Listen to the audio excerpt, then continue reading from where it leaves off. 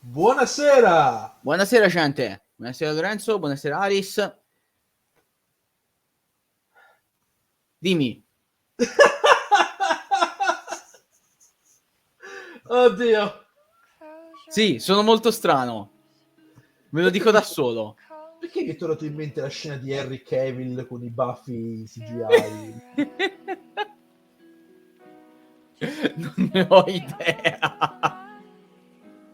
Perché ti dovrebbe venire in mente proprio quello? Mi è venuto in mente quello, non so perché.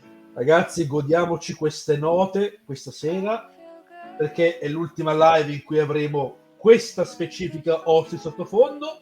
Come vi ho già detto in qualche live fa, ogni mese cambierò la host sottofondo e saranno sempre le host di Lies of P comunque, quindi le userò Ovviamente. tutte o quasi tutte. Quindi le bellissime note di Phil.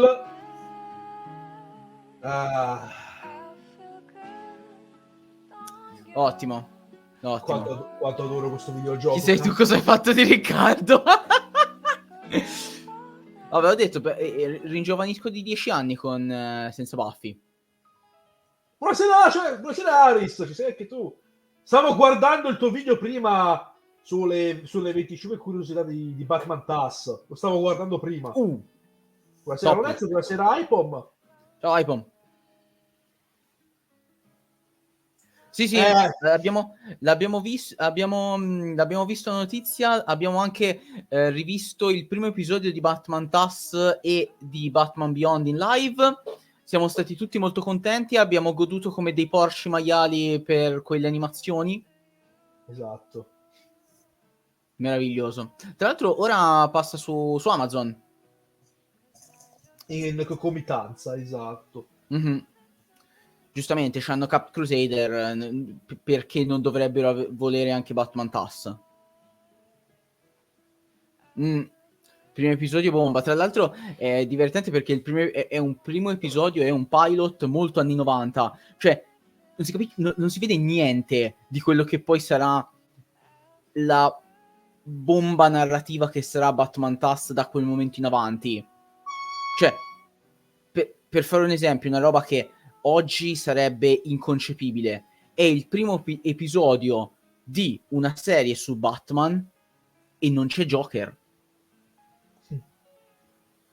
Oggi sarebbe inconcepibile una cosa del genere. Sì. Da Nolan in poi sarebbe inconcepibile. Allora, non è chiaro. Non è chiaro se scade da una parte e passa dall'altra o se Netflix ha messo soltanto la prima serie di Batman TAS e Amazon invece si prende quella più le altre due dopo.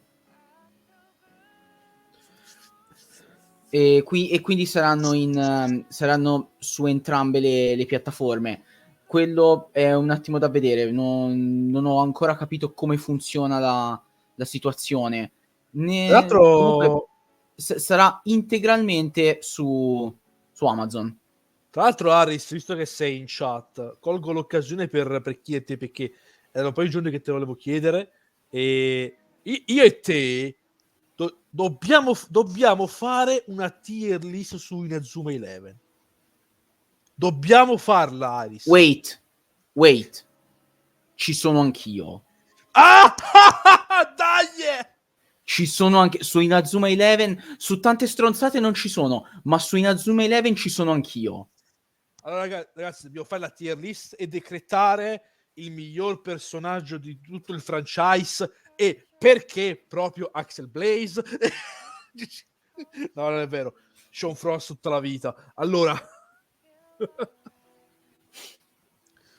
oh cazzo, in realtà è molto più difficile di quanto sembri, il che la dice lunga sui nostri processi mentali, ma vabbè. Allora, faccio una rapida carrellata. Ciao Francesco, ciao Ale. Lorenzo, abbiamo ignorato quel sondaggio per un motivo. Sai che parli di Inazuma 11? Non dico... Se parli di Inazuma 11 non dico di no, giustamente. Leonardo, sono tornato proprio adesso dal GameStop che ho preso la versione PS5 di Final Fantasy VII Remake. Qualcuno di voi l'ha provata? PS mortacci tu a Twitch e le tue pubblicità, se pubblicità di fila. Sì, è una roba tremenda. Però puoi abbonarti al canale. Esatto. E così ci supporti e mi permetti di potermi pagare il mio cappuccino la domenica mattina. Allora, Insomma, schifo insomma, non fa. Esattamente. Final Fantasy VII Remake, Doc, ne vuoi dire qualcosa te, se vuoi, perché sei te che l'hai giocato? Sì, ne ho già parlato anche fin troppo di Final Fantasy VII Remake. Tra l'altro ora siamo a febbraio, esce la parte 2 di Final Fantasy VII Remake e io mi sto cagando in mano. Sì, grazie Nomura. Giustamente, dopo quel finale. Allora, sì, le polemiche che hanno suscitato la mancata candidatura per miglior regia e miglior attrice a Barbie, io l'unica cosa che sapevo, che potevo pensare era: ma perché avrebbero dovuto essere candidate? Beh, in realtà un pochino la mancata candidatura di Margot Robbie come Barbie l'ho un pochino sofferta, però capisco anche che c'è di meglio. Tra l'altro... Prego, scusami.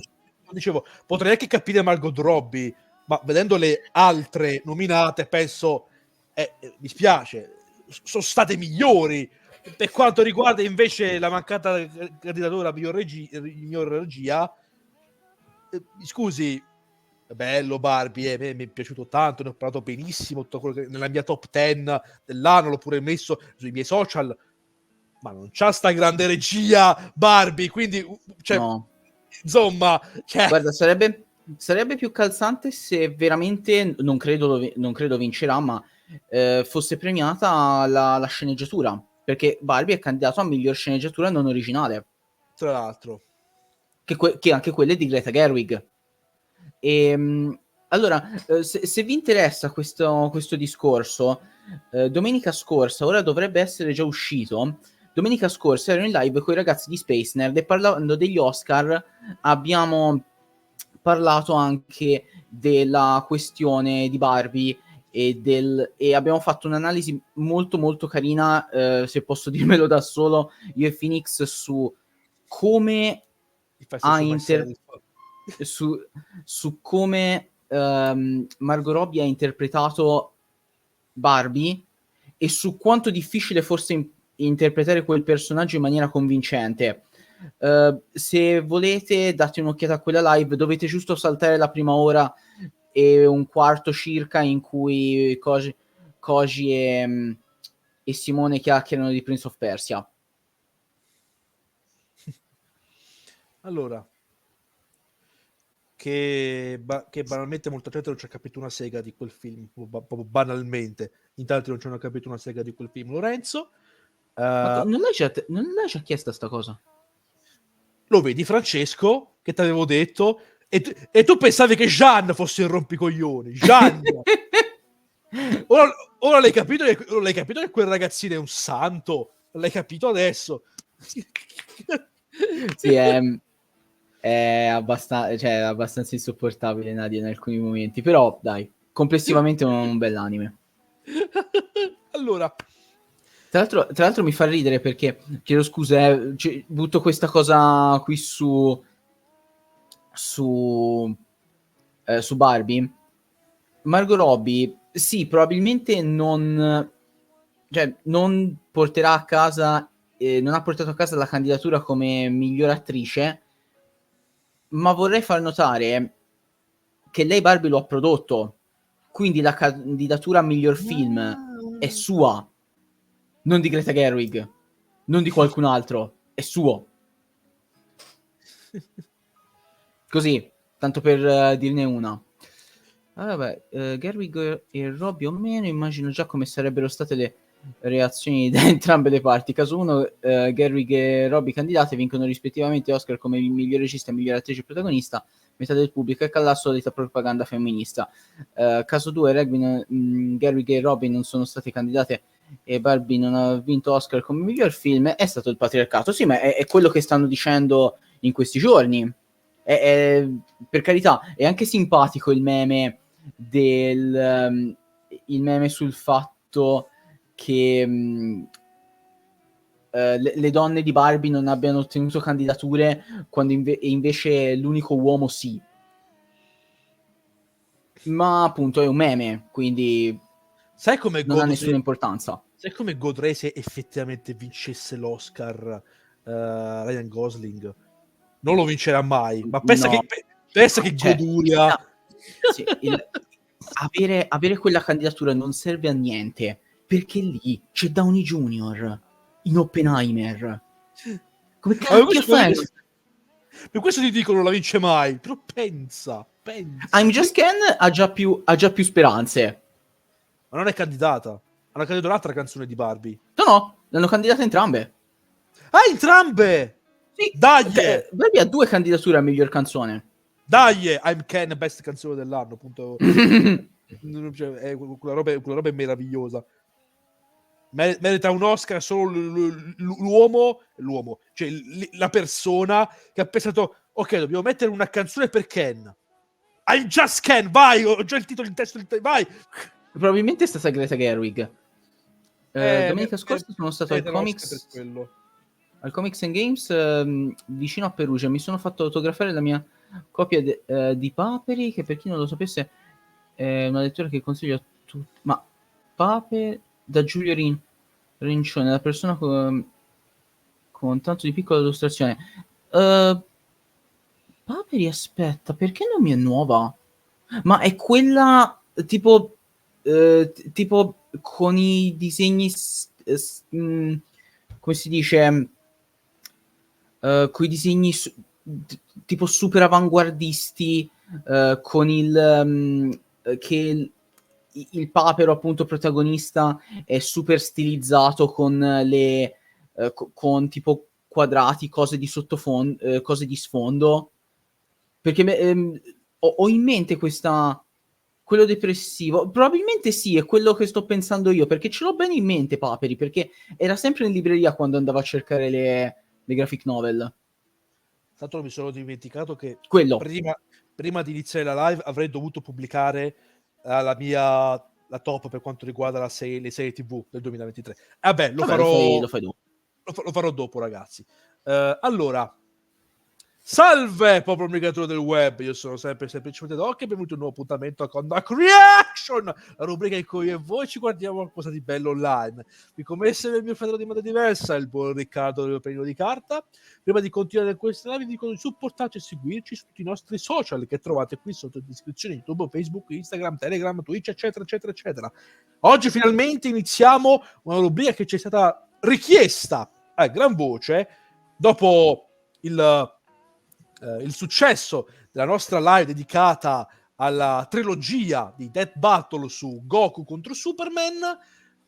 Ce ne vediamo altri, quindi inauguriamo oggi la rubrica dedicata a Death Battle. Ma quali Death Battle andremo a vedere, visto che i due ragazzi lì di DB ne hanno letteralmente fatto tipo centinaia di video e ovviamente non li vedremo tutti, però sul loro canale è sincero. presente una playlist chiamata Top 20 Must Watch, cioè immagino quelle che loro considerano i loro 20 miglior video e quindi ci vedremo quelli. Oggi, prima di iniziare con Death Battle, ragazzi, io voglio farvi vedere una cosa. Stoppiamo un attimo la musica in sottofondo. Voglio farvi vedere un canale YouTube che ho scoperto di recente e che sta man mano diventando velocemente uno dei miei preferiti. Mm-hmm. Allora, giusto un attimo, ragazzi. Allora. Ok. Mentre Doc cerca questo canale di YouTube, io voglio chiedervi una cosa, ragazzi. Che problemi avete? Cioè, tra tutte le stronzate che portiamo su sto canale, perché proprio Death Battle vi è rimasta nel cuore? Perché veramente abbiamo ricevuto diversi commenti per continuare la la serie di Death Battle, di cose, di reaction e Death Battle, quando io penso sia per noi no, perché noi ci divertiamo a vederle, ma per voi che guardate noi, guardare quest'altra roba, penso sia una delle cose più noiose possibili. E come ha Che detto, problemi avete? è come ha detto Boomstick, perché è divertente. Perché è divertente Sarà. vedere gente che parla dei loro personaggi e serie preferite E per questo esistono i video di Death Battle. Battle. Ma loro vogliono vedere noi che vediamo la roba, è così che funziona la reaction. Ricorda, Veramente gli esseri umani sono veramente strani. Ricorda che loro vengono qui perché vogliono vedere noi. Cioè, noi vogliono vedere noi, ricorda questa cosa importante. Contenti Ora, voi. il canale di cui vi parlavo io è questo, Pitch Meeting. Ok. Che cos'è Pitch Meeting? È praticamente questo ragazzo che parlando di film o serie televisive mette in campo, cioè mette in scena questi siparietti in cui immagina come andrà, cioè per esempio il primo video che vedete qua è quello di Echo, la nuova serie TV Marvel, e prova a immaginare come è andato un'eventuale conversazione tra regista e produttori sul come creare questa serie. Appunto il pitch della serie. Ora ve ne voglio far vedere giusto uno. Diamone uno particolarmente bello. Dove? Ah, eccolo qua. Aspettate, volete vedere quello di Rebel Moon o quello di Wish? Lascio decidere a voi, ragazzi in chat. Quale preferite vedere? Io non ci metto bocca. Lorenzo vuole vedere quello di Wish. Ok. Francesco pure vuole vedere... Ok, Wish. dai. E Wish sia. Aspetta, ansiondi, buono. Sai, Vabbè, comunque no, ci dobbiamo andare veloce. Vai, andiamo. Aspettiamo gli orsi che si levano dai coglioni. Tra poco mi faccio YouTube Premium, così vaffanculo pubblicità. Allora, vediamo un po', purtroppo. Allora, sottotitoli. Vabbè, quelli generati automaticamente. Allora. Quelli ci sono, mi sa. Ma anche Leonardo dice Wish e vedremo Wish. Opzioni. No, non velocità di riproduzione. Allora, sottotitoli. Traduzione automatica. Merda! Ragazzi, voi non avete idea di quanto sia fastidioso il touch. I momenti come questi mi manca il mouse. Allora. Ok.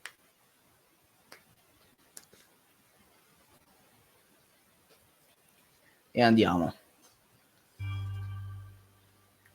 So, you have a new movie for me? Yes, sir, I do. Wish.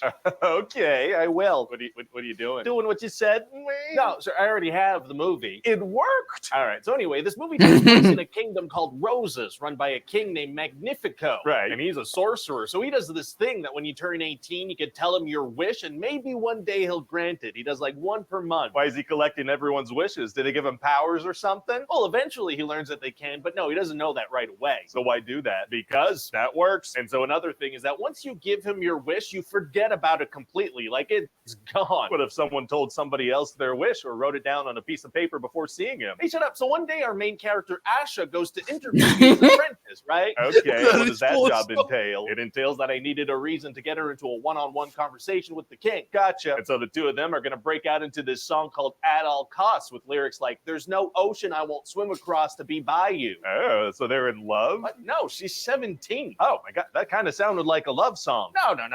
Okay, what are some of the other lyrics? You pull me in like some kind of wind, mesmerized by the hold I'm in. That's a love song. Oh, yeah, I might have accidentally written this as a love song. Whoops. Anyway, so then she asks if he'd consider granting her 100-year-old grandfather's wish. Okay. So he checks it out, but the wish is to inspire people. So the king's like, well, that's too vague. What if he wants to inspire people to destroy the kingdom? We can't have that. Kind of has a good point. No, he's the bad guy. Oh. And so Asha's like, wait, so most of these wishes aren't ever going to be granted? You're the bad guy. And they already figured that out mathematically. He only does like 12 a year. No, they had not figured that out mathematically. So Asha's like, hey, you can't do this. These are people's wishes. You're the bad guy. Hey, what if somebody's wish is to kill a lot of people or be like a really good arsonist? Hey, no hypotheticals, please. Just listen. Oh, my bad. Thank you. And so now Asha's like, well, it can't be up to one person to decide which wishes get granted or not. I got to find a way to get people's wishes back. Is everybody in the kingdom miserable or something? No, they're pretty much all doing great. All right. So she goes and wishes upon a star, but then that star shows up and it's just the cutest little merchandising opportunity. I like the sound of that. So this merchandising opportunity starts doing magic and giving animals the ability to talk, including Asha's 3-week-old goat Valentino. Oh, talking animals, that is a Disney tradition. Yeah, well, this whole movie is supposed to be like a celebration of 100 years of Disney. It's been a good century. We gobbled everything up. So it turns out Valentino gets a super deep voice and he smirks all the time, so that's going to be lots of fun. Very cool. And what's that character's role going to be in the movie? I just told you. Oh, okay. But now the king feels threatened because he saw some lights. So what does he do? Well, he's going to sing a little song called This Is the Thanks I Get. Oh, yeah? Yeah, he's going to be like, I let you live here for free and I don't even charge you rent. Those mean the same thing. And then he's immediately going to turn to dark magic, which turns him fully evil and corrupts him. Oh, good. Okay, that'll remove any ambiguity about whether or not he was being reasonable. Yeah, so he's fully evil now and he wants all the wishes for power. Being straight up evil is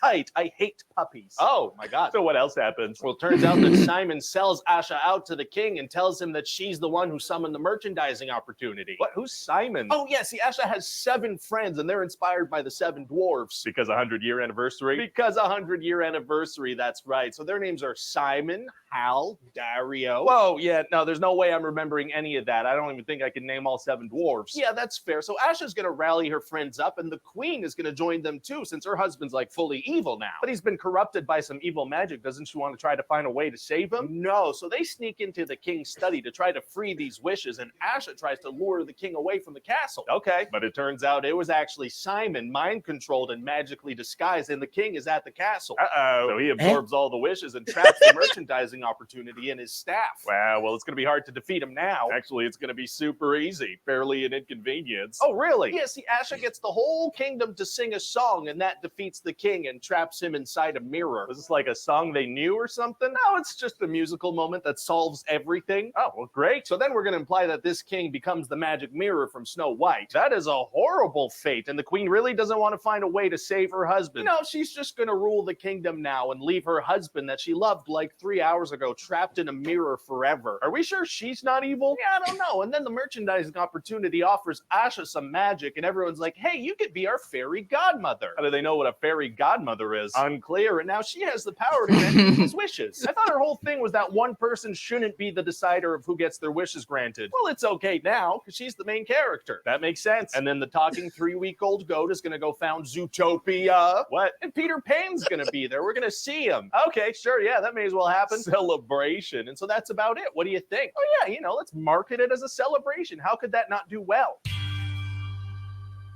Hi everybody, Ryan George here. Thank you for watching. Ok, non ho visto nessun errore qui. Il cattivo di Wish penso sia tra le cose più stupide del mondo. Comunque l'ha fatto lui di fare quel lavoro, non lo vuoi fare? No, è tremendo, è effettivamente tremendo quel film.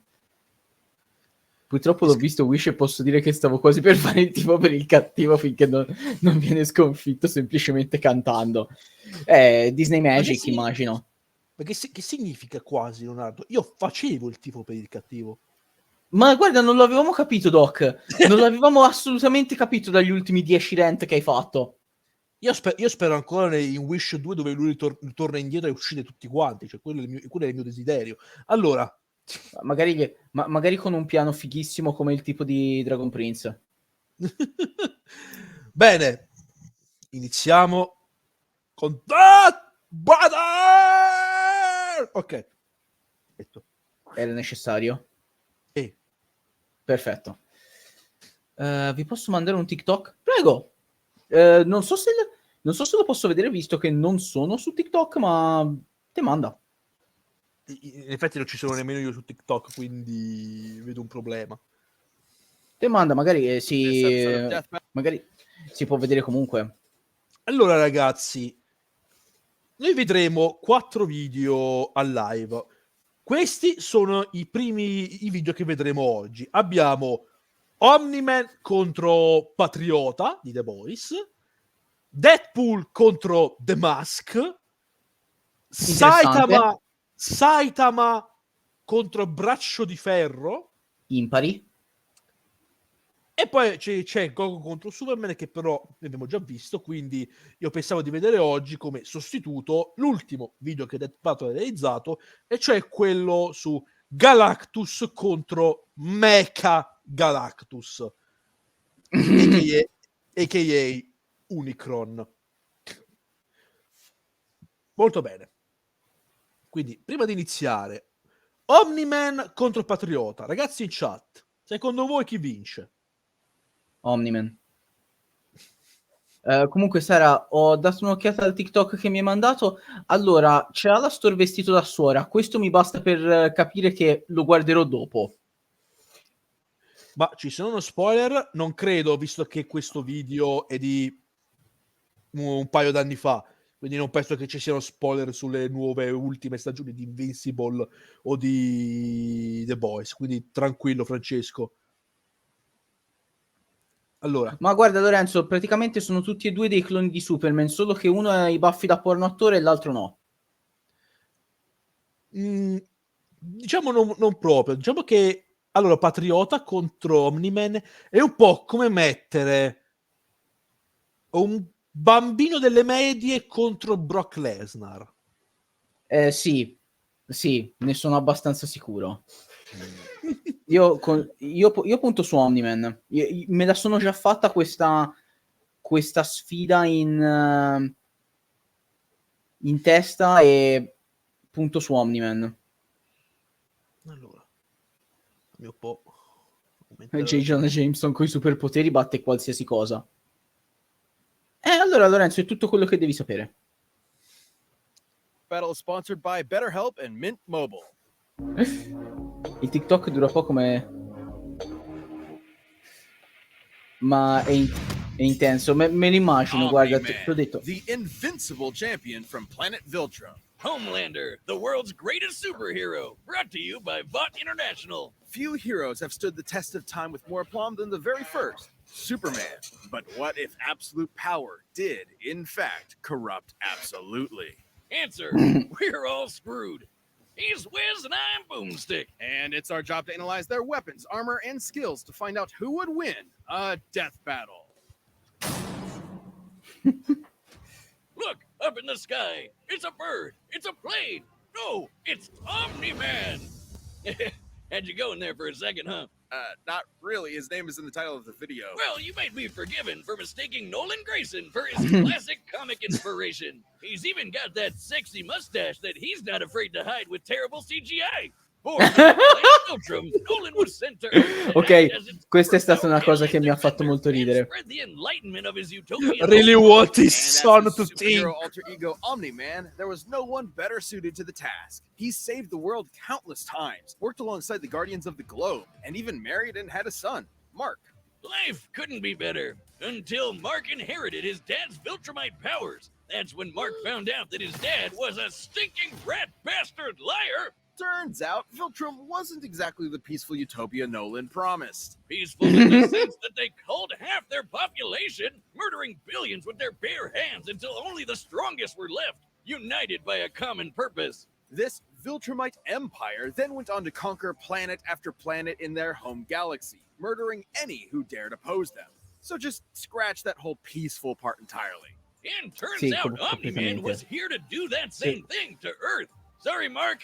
Your dad's a dick. Even worse, he's easily the most powerful being on the entire planet. Imagine e non hanno neanche parlato della metropolitana. And the bloodlust of a saint, and what you get is basically a Viltrumite. Due to their unique DNA, Viltrumites are composed of smart atoms that they can manipulate to achieve superhuman feats, like holding their breath for weeks on end by drawing more energy from the oxygen inside them. Kind of reminds me of that whole bioelectric aura thing Superman has. That's basically how comic writers bullshit a science-y explanation for his powers. Except smart Beh, sì, è questo che fanno i fumetti, no? Esatto, because comics. DNA is made of atoms. It's completely nonsensical biological hogwash that I cannot stand. Uh-oh, comics fans. I'm calling this debunked. Viltrumites can fly, withstand Nice. near absolute zero Ora vado temperatures, ufficialmente a and cena. even Buon possess appetito, Sara. insane healing factors. Avvicini Stuff il like getting punched through the mustache. stomach, having your guts ripped out, or having your face smashed up in a tomato soup. I don't mean to exaggerate, but Viltrumites in this series get fucked up and somehow survive. However, too much trauma to the brain or heart can overtax their healing factors, and intense heat can be especially damaging. Even the most powerful Viltrumites can be killed by extended baths in the spicy hot plasma of a star. And because of their abilities, their inner ear vestibular system is far more sensitive than a regular human's. Intense sonic pressure will disrupt their fragile equilibrium and even prevent them from flying. Though pushing themselves to their physical limits only ends up making them way stronger. And considering Nolan has been alive and planet conquering for thousands of years, he's easily one of the toughest Viltrumites around. Like, other aliens attacking him will literally splatter their bodies against him. But Mark didn't inherit everything from his dad. Despite his alien genes, Mark was raised as a human with our weak, pathetic human values like love and compassion and not brutally murdering the shit out of everyone you see like a maniac. Really made it ecco la difficult to relate metropolitana. to his kid. Such as when these aliens invaded Take, Earth. Mark, tried take. his best to minimize casualties and outsmart his numerically superior foes. Nolan, meanwhile, tackled their leader through the portal back to their homeworld, then spent some time systematically annihilating their planet for even daring to take Earth from him. Classic generational divide. Annihilate is underselling it. Nolan flew so fast that his body lit their planet's atmosphere on fire, creating massive country-sized explosions, with his own body as the projectile. Omni-Man has flown across Merda. galaxies in only a week, survived punching Sì, a whole world planet, è- and even deflected a meteor the size of Texas. Assuming that means the diameter of the meteor is equivalent to the distance from the top of the Panhandle to the Gulf of Mexico. That would make it 1,300 kilometers wide. And weigh over 4.6 quintillion tons, moving at re-entry speeds of over 11,000 meters per second, it hit with enough energy to destroy the moon. Mi fa molto twice ridere che hanno preso, abbiano preso effettivamente il Texas come forma del meteorite.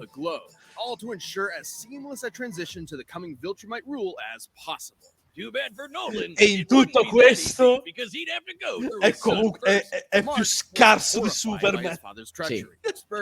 Sì, è una versione senza zuccheri aggiunti, è una versione senza zuccheri di Superman, And that's when Mark's ma è real comunque uno che training began. picchia fortissimo. Get it? Training? Like the train? Yes, we get it. It was a good pun. Jesus. But if anything, it was Omni-Man that learned a lesson about humanity that day. He may have tried to turn Mark into a Viltrumite, but in reality, as Nolan fled Earth with tears in his eyes, Mark made his father human. Nice.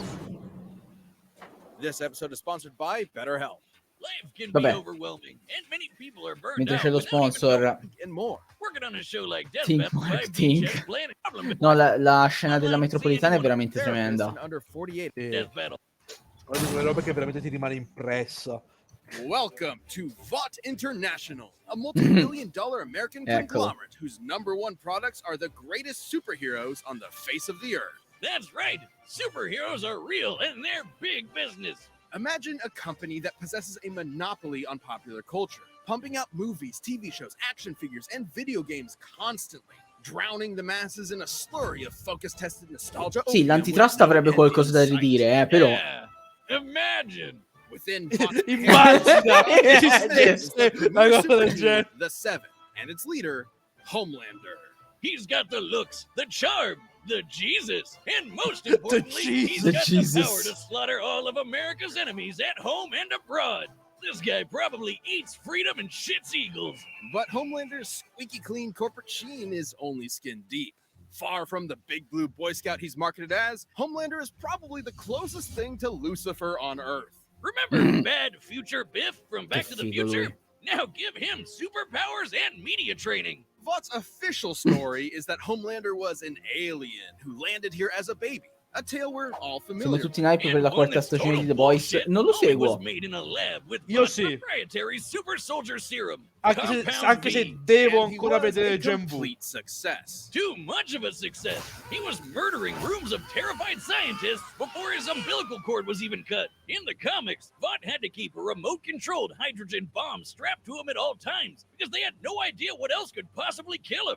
As he grew up, he was subjected to psychological conditioning to make him the greatest and most profitable hero of all time. It wasn't long before he debuted as Homelander, the ultimate defender of the American dream. Homelander possesses massively superhuman strength, speed, and durability. Ah, He can fly americani. at hypersonic speeds, see through walls with X-ray vision, and detect a person's emotional state from just the sound of their heartbeat. But you know you're done for when he breaks out his heat vision, which is strong enough to slice through crowds of people or split airplanes in half. Or screams so loud that it shatters the eardrums of anyone around him. Those are innocent bystanders whose ears are exploding, by the way. Oh yeah, he totally botched this mission to stop a plane hijacking, so he forced each and everyone on board to die in the resulting crash so they wouldn't reveal his incompetence. Well, Homelander's powers may be real, but his heroism is a charade. Though he plays his well, he cares nothing for the peons he's forced to protect. The only thing he treasures is, ironically, his public image. Turns out being raised as a lab experiment doesn't create a healthy person. But don't worry, he eventually cleaned up Incredibile. his act and started a totally Cosa sarebbe il mondo senza gli 100% americani migliore? relationship with a fellow Touché. superhero who just happened to be an actual Nazi. Speaking of sex, Wiz, you know how I'm always saying we should figure out how Superman and Lois get busy? Well, forget that, because Homelander proved that they can't when his ejaculation blew his partner to smithereens. Who proved that? Look, there's no way to sugarcoat this. Considering a human's load has much less mass than a shotgun pellet, it would have to be moving significantly faster to achieve the same kinetic energy, over 1,500 meters per second, or 4.5 times faster than sound. That's right. Homelander can bust a nut faster than the speed of sound. Well, good night, everybody. Ooh, kind of sucks for humanity that they made this dude the most powerful being on the planet and a psycho murderer. That's no exaggeration. Stillwell schifo. even commented that C'è un Homelander motivo has per cui ho proven smesso di immune leggere to The every Boys. weapon known to mankind, no matter how powerful. Humanity literally lacks the ability Quanto era bello That'd include nuclear la weapons grafica, and quanto era powerful bella la SSR grafica di bombs, quell'episodio. which exploded with the energy of sì. 50 megatons of TNT. Actually, it could Mi have piacerebbe exploded avere with twice un'intera that, but serie the con Soviets who quello created it stile were lì. afraid it would irreversibly alter Earth's biosphere and end the world. That's right, we all almost died. And that's the kind of shit Homelander can shrug off no problem. He's strong enough to throw a jet with one hand and fast enough to outspeed a C4 explosion. Despite being an emotionally stunted man-child, Homelander is still surprisingly cunning and able to manipulate those around him. Though it probably wasn't too smart to piss off the world's angriest limey, Billy Butcher. Yeah, turns out forcibly fathering a bastard son with someone else's wife is not a good idea. Of note, as unjustifiable as it is, to Homelander, this gave him something he never had before. Some small measure of control over his own life. Being born Vought's star pupil meant he was under their thumb from the day he was born. His superpowered son was the first thing that was truly his and might be his best option for a new beginning. Or not. This episode is sponsored by Oh Dio santo. After years No, of vibrant contracts Homelander and being è ripped un off by those big personaggione. wireless providers, I know by now Veramente un there's hope. personaggione. For what? I am for Flash 15. It's time. All right, the combatants are Dai, set. We've run their cominciamo a data far through all casino. abilities. It's time for a death battle. Io continuo a puntare su Homelander. Top padri dell'anno, sì, questa è una competizione a padre dell'anno, effettivamente. You know, Nolan, Homelander is more than just a superhero. It might be cynical to say this, but he's a brand. And it's very important to me that that brand means something. And if I'm playing second fiddle to some goddamn alien, what's really the point, right? What do you think, Debbie? Aw, she's shy. So, do we have an understanding? Get the fuck out of my country. I'm going to feed you your own heart. Shit. Mi sa che dice sul serio. Was a great Sì. line.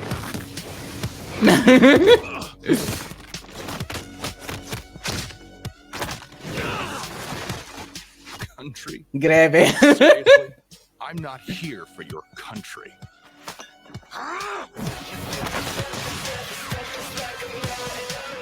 Sì, c'è una differenza di esperienza tra questi due che fa paura.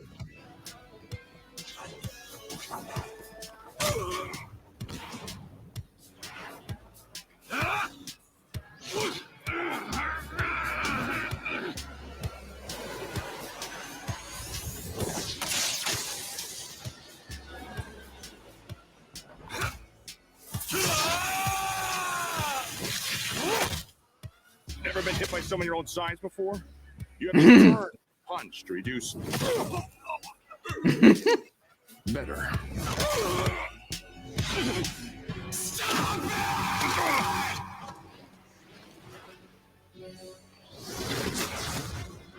Carino. Ovviamente minimo interesse per le casualties. Esatto. What's the matter? Are you going to cry? Che figo lui. Doctor, I'm done with you. I'm gonna flashpoint that little shit son of yours. This worthless neighborhood and every goddamn person you know.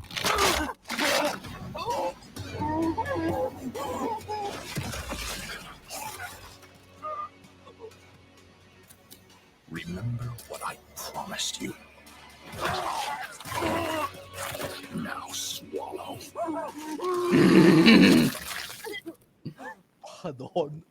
Merry Christmas. Fatality. Maiale. Il loro combattimento andrebbe veramente così. Sì.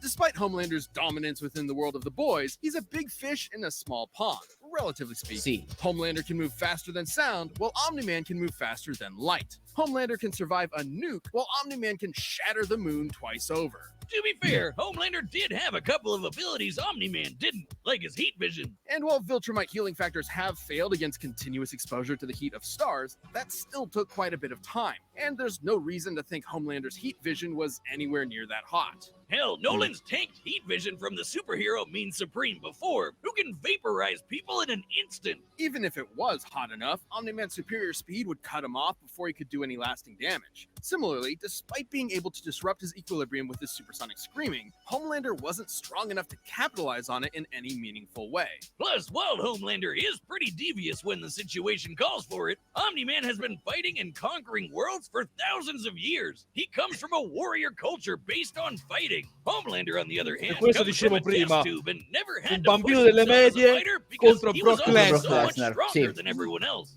And that's the key difference between them. One is a warrior, and the other is a bully. Homelander was sì. never going to give up easy, but Omni-Man's skill, power, and Viltrumite heritage earned him the win. When it comes to Superman knockoffs, Homelander had to eat his heart out.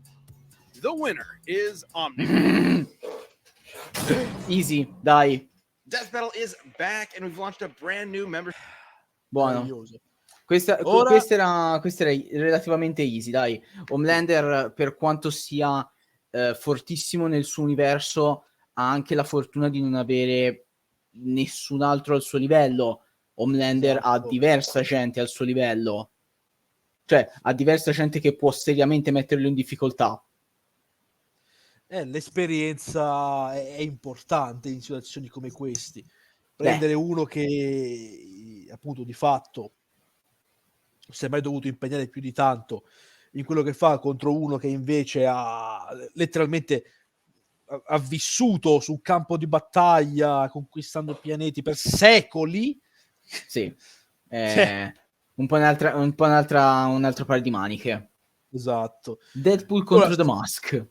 Se questo era molto facile sulla carta ipotizzare come sarebbe andato a finire, gli altri non ne ho la più pallida idea. Non lo so. Deadpool contro The Questa Mask. non è solo una Va borraccia, bene. è una borraccia Allora, vera. lo rifacciamo il giochino? Te su chi punti? Oddio. Ragazzi, anche voi su chi puntate? Deadpool o The Mask? Questa è tosta. Forse... Io direi Forse- The Mask. Forse anche io direi più The Mask. C'è un... Allora, Deadpool è più o meno immortale. Ok? Il fatto è che non ho idea di quali potrebbero essere le capacità difensive di The Mask. Perché se non potesse rigenerarsi, Deadpool potrebbe avere una chance. Ma tolta la rigenerazione dal campo, The Mask può fare letteralmente qualsiasi cosa. Cioè, è letteralmente un personaggio parodistico contro... Allora, Deadpool tecnicamente è più o meno anche comunque un personaggio comico, quello che è, perché infrange la quarta parete, eccetera. Ma comunque è un personaggio che comunque vive nel suo universo e deve seguire le leggi del suo universo. È comunque, nonostante tutto, una persona, cioè, normale. Cioè il suo superpotere, vabbè, quello che è, eccetera. The Mask, appunto, cioè The Mask è un cartone animato, nel vero senso della parola. Leonardo ci conferma che The Mask nel fumetto si rigenera, allora The Mask. E allora vince The Mask. Va bene. Prego.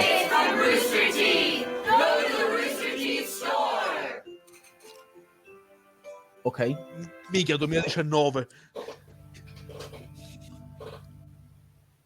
You sure this is gonna work? This will shut him up for good? Trust me, it's the perfect plan. Okay, then let's get started. Ok. To most of us, the laws of reality are unbending rules we never question. Even for us, but for some people, they're more like guidelines. Such as Marvel's Dark with a Nice micro quote. penis. And the Mask, a total Chad who just oozes big dick energy.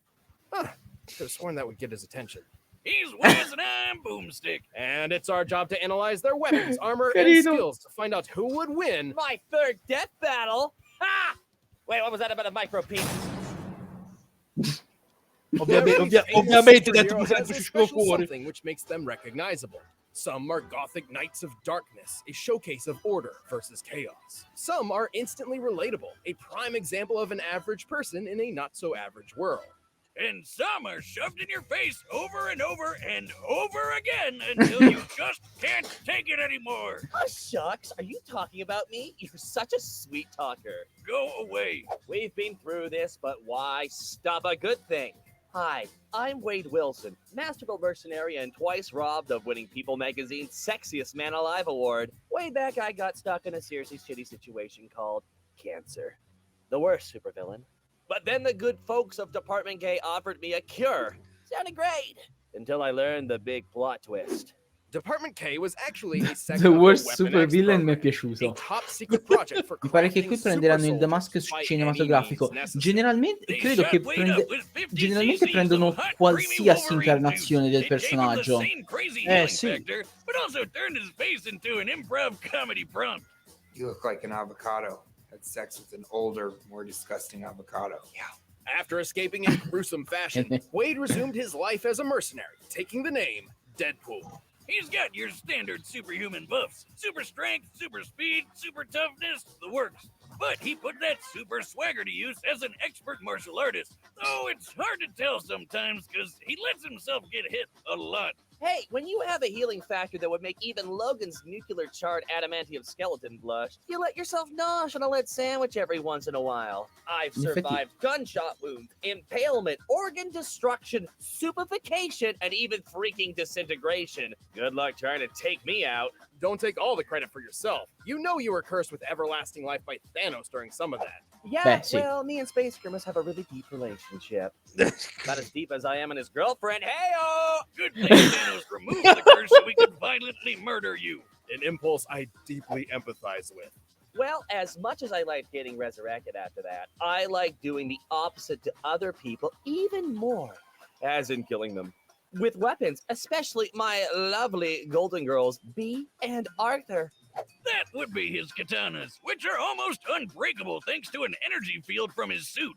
Fully charged, they can Cosa? even cut the Hulk. Even then, Deadpool is a walking arsenal with enough machine guns, No, sniper aspetta. rifles, grenades, rocket launchers, tranquilizers. No, aspetta, non ho capito la cosa della katana. Perché è indistruttibile? Perché sono rivestiti di un campo di energia che è prodotto direttamente dalla sua tuta. Bastava dire because comics. Because comics. Etc. to take out a small country. And if I'm Domanda per feeling good, Doc, I might quali sono per te le related migliori with storie di any one of Deadpool? the wacky weapons of mass destruction I picked up on my misadventures. Bella domanda, From Leonardo. history, the actual Però ci Venom dovrei Symbiote, and riflettere un the seventh attimo. Infinity Stone, the Continuity Gem. It rewrites canon itself and could even make Wiz and Boomstick bearable co-hosts. I mean, maybe. Oh yeah? Well, let's go over some of these feats of yours. Take it away, Wiz. With pleasure. Deadpool has showcased his impressive super strength when, at one point, he stood up straight, without aid. Based on Deadpool's cannon weight and examining the distribution of mass here, we can deduce his legs can support 210 pounds, or just under 100 kilograms. Wait, what? Oh, or how about the time he held up this pistol? That's a Desert Eagle Mark 19, which weighs 72 whole ounces. Amazing! Guys, what the hell? You know I can kick people through concrete walls and yank around a 6-ton helicopter, right? Here we can see him running, much like typical human beings run. And the average male running speed is about 9.4 kilometers per hour. Hey, I was out running a goddamn airplane. Do you know how fast airplanes are? Jesus H. Christ almighty. Do some research for once, you frauds. Jokes aside, Deadpool can move faster than the eye can track. He's caught Captain America's shield, which Cap can throw fast enough to slice through tanks. He's even dodged the electric-powered mutant Surge's lightning blasts. If these are anything like the leaders of real lightning, they could be moving over 98,000 meters per second. Deadpool's a tough son of a bitch, too. He's survived a sunburn from a freaking space laser, getting crushed under the Chrysler building, and an explosion that cratered an entire city block. Just look at this. Sì, è un attimo il punto del personaggio, non lo ammazzi. And applying statistics for pulverization of rock. The explosion must have equaled about 130 tons of TNT. That's like getting hit in the face with 22 monster trucks driving at top speed, all at the same time. But Deadpool isn't perfect. Far from it, obviously. Unlike Wolverine, his chemically induced healing factor isn't a natural evolution, and so it seriously damaged his brain. Which explains a lot. This guy isn't just annoying as balls. Prima ha He's vinto literally insane. Omni-Man. Talk about a Guarda. terrible combination. Abbastanza Well, facilmente, tra l'altro. insanity leads him to talk to seemingly invisible people, namely the writers and editors of each comic book he's in. I mean, is it really insanity if it's true? That's even how he got rid of the continuity gem, by literally handing it over to the editors. While his broken mind and daredevil attitude makes him incredibly unpredictable, it can often put him in over his head. Plus, while his healing factor is quite potent, it's not an instant quick fix. That's why he prefers to reattach his limbs rather than wait for them to regrow. Am I crazy? Or is your hand really small? That's not pleasant. His biggest weakness, though, is that he's a dumb internet meme and he should feel bad about it. And using this mathematical formula, taking account of Deadpool's abundance in media. Aspetta. Allora, meme, più cringe, più più Ryan Reynolds, più Deathstroke, Rip-Off, diviso Unicorn Fetish, diviso Oversaturazione per Chimichanga, Rob Liefeld. Rob Liefeld, sì. Takata 101, Actual Cancer, va bene. Più cosplay di Harley Quinn, va bene. Nice, discuss Deadpool, trash, Deadpool, NY, Hope, Entra. Stronzo te che hai provato a leggerlo, dai. Sì, vabbè, sono stronzo io. Tra parentesi, Sono in hype per Deadpool 3, ma ho anche paura. No, il Deadpool 3 penso, sono abbastanza sicuro sarà un buon film. Cioè, magari non sarà un capolavoro, ma sono abbastanza sicuro che sarà un buon film. I love it. I'll be over there chomping on popcorn and chimichangas while your heads explode trying to figure out how I could possibly lose this one. Toodles. Good riddance. Deadpool may be an annoying clown who has menaced Marvel's good and bad sides for decades, but he's also had sex with my mom over 100 times and made her moan like, hey, who changed the prompter? Get back here, you son of a bitch! Psychologist Carl Jung once described the persona as a kind of mask, designed on the one hand to make a definite impression on others, and on the other to conceal the true nature of the individual. Right. Basically, who we are on the inside is different than who we are on the outside. But what if putting on a mask could actually reveal what was underneath it? Underneath the mask? You mean your face?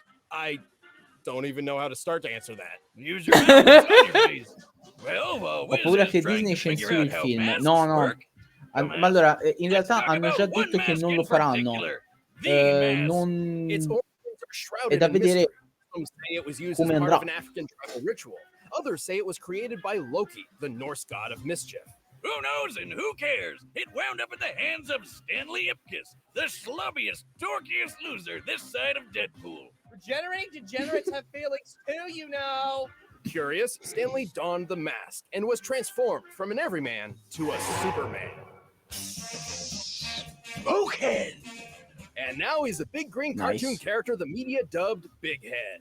But you can just call him the Mask. With his newfound powers, Stanley would take on the mob, get the girl, and live happily ever after. Right? Don't let the family movie fool you. Sorry, movies. I always forget that second one. Don't blame you. Non esiste con buona... Get ready for some good old-fashioned hardcore violence. See, the mask itself is alive, and it desires nothing more than absolute carnage. By tapping into its wearer's repressed id, it can turn a nebbish nobody like Stanley into a rampaging serial killer. Complete with Bugs Bunny powers. Horrifying. Metafictional combat scientists like myself have long speculated about a unifying avere i theory poteri di that Bugs could explain Bunny the source è of the effettivamente mask's tremendo. power. We call this phenomenon Chiedere a Rufy per delucidazioni. and Michael Jordan. A being that wields Toon Force seems capable of accomplishing almost anything they desire, so long as they find it humorous. With this power, the mask can manipulate the laws of physics whenever he likes, even breaking the fourth wall. Oh, God, no. You can break it too. You never said anything about that. And now we've got two of them. Don't forget about Va bene, lo accetto. Regardless, Toon Force Questo canale è bellissimo, raccontano cose in maniera troppo divertente. Loro sono veramente forti, ma più che altro cioè sono cioè si vede la cosa là. Si vede la ricerca che ci fanno. Whether it be stretching their limbs, inflating themselves like a balloon, or shape-shifting into giant monsters. And best of all, you can't really hurt a Toon. Well, at least not in the normal way. Right, it's not that the mask has a specific healing factor or some such. It's more like he can just say no to damage. He's had holes blown in him, had his head cut off, stripped his own flesh from his bones, and was blown up into a bloody pulp. He can outpace Lobo, remember him? Because he doesn't need to wait for his body to heal. It just happens. However, the scariest thing about the mask's use of Toon Force is how it affects the world around him. In most cases, the rules of Toon Force are applied to the user and whomever or whatever the force is affecting. This even happens in the movie. Man, look at her go! Cioè, no, davvero, come fai a battere una cosa del genere? Canon of the mask, this is not the case. And this leads to some, well, horrific imagery.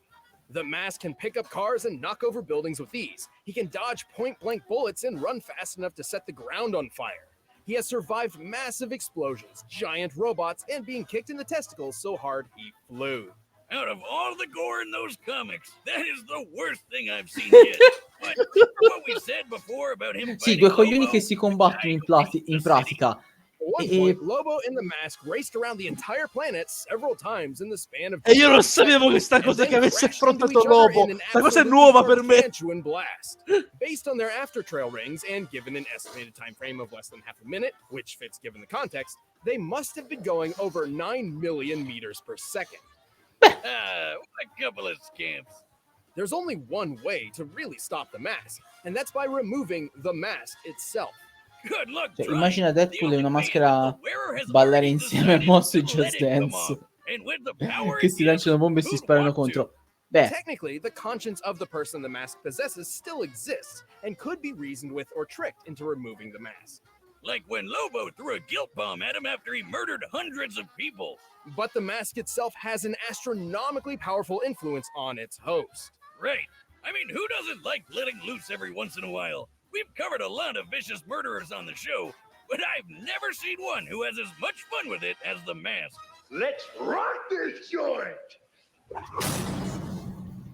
va bene. All right, the combatants are set, and we've run the data through all possibilities. But first, I've got a hunger for some. I swear, if you cut the commercial, I'll strangle you both with an actual blue apron. By now, you've probably heard of Blue Apron, the leading meal kit delivery service in the Ok. web. No, sono... Magic in the Check out now. Come dicevamo prima, il problema di fondo è che Deadpool si attiene più ad alcune leggi della fisica. Probably wondering how I got The Mask no. But there's only enough funding for a few minutes of animation, so we're skipping that part. Nice.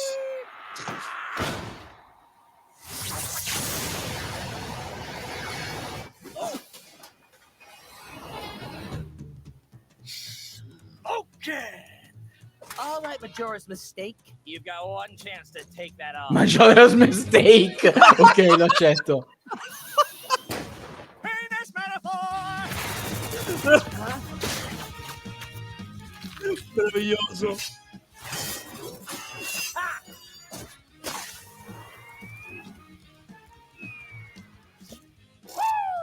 What a ride! I must break you. Va bene. Got it. Actually, that's not canon. Let's just say I know the right people. With this continuity gem, I can rewrite anything I think needs fixing. I could stop Hitler from being born, rewrite the Star Wars prequels, or even make you take off that mask.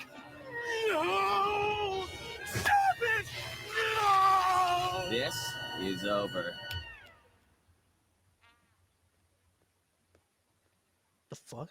Excuse me? Oh, wow! You weren't kidding! Ah, Beans, we're in the storyboards! Old chum, I think that zany stunt of yours ran out the budget. Ma questa cosa è meravigliosa. Can't make the scene if you don't have the green. Lucky for you, I have an idea!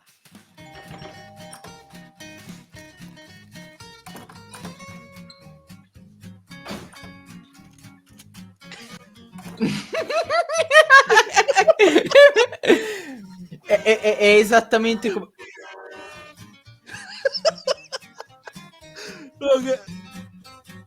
È esattamente come mi immagino una vera...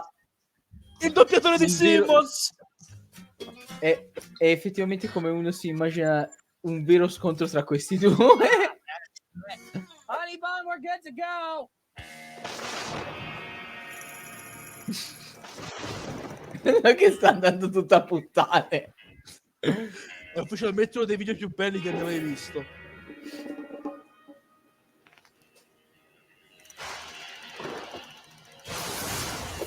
What? Where'd you get that? Oh, Jack! I'm already wearing it!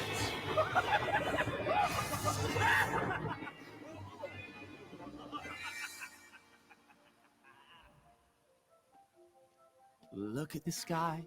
He isn't me. Although the internet seems Vabbè, no, non ci sto nemmeno più provando. far from my reality. I'll do this right. I'm not a joke. What even is a chimichanga?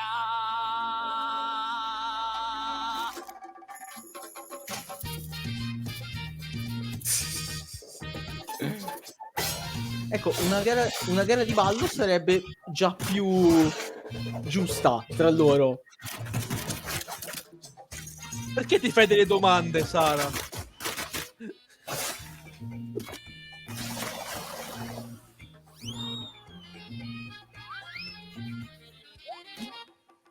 Fuck you. Fatling. Indeed.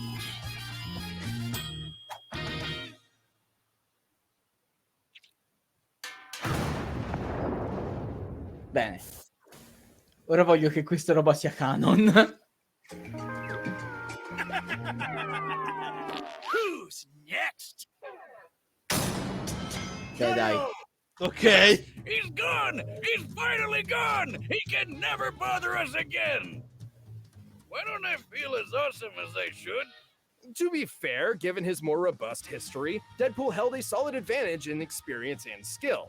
He was relatively smarter and more mentally put together in comparison. So it's Che tutto possible he could dire? have outsmarted the Mask if given the chance. Yeah, except that chance was never gonna come. He had some really cool feats of strength and speed, but the Mask blew him out of the water. Like, who cares that Deadpool pulled around a 6-ton copter when the Mask knocked over a building weighing over 1,000 tons? And comparing their speed, he's 100 times faster too. Like, there's no contest. Not to mention Sta, the per me size of the blast finiva from the prima la Mask battaglia, cioè loro due che fanno amicizia e fanno i coglioni. TNT, Sì. trillions of times greater than Deadpool's asteroid feat. Whiz stuff, none of that matters. It is stupid. We pit Deadpool against a cartoon god. Like you said, the Mask could just say no to damage. Deadpool couldn't even really hurt him. This whole thing was a blowout and total stump. No, I mean, I guess you're right. We're supposed to be impartial, and we went too far. But Boomstick, it's too late to change it. There's no way to mask what we've done. The winner is... What the hell? Dear Wiz and Boomstick, I know our relationship has been a rocky one, but I just wanted to say thanks. Thanks for helping me rediscover who I am, who I really am. The past decade of memes and cosplays and Hot Topic shirts, and I couldn't see it on my own. You made me remember my true self, missing feet and all. And with some help from this royalty-free Oddio, Sarah Cloud McLachlan- contro Gatsu sarebbe quasi interessante, perché in realtà Sayonara, Death Battle. è interessante.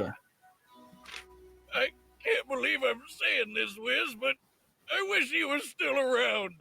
Yeah, me too. Ecco. Oh no! Oh, yeah! The winner is me! Hey, thanks for watching this Va bene. episode. If you want the battle music... Video di Cloud contro Gatsu, speriamo ci sia, sarebbe divertente. È già diventato il mio Death Battle preferito questo, punto.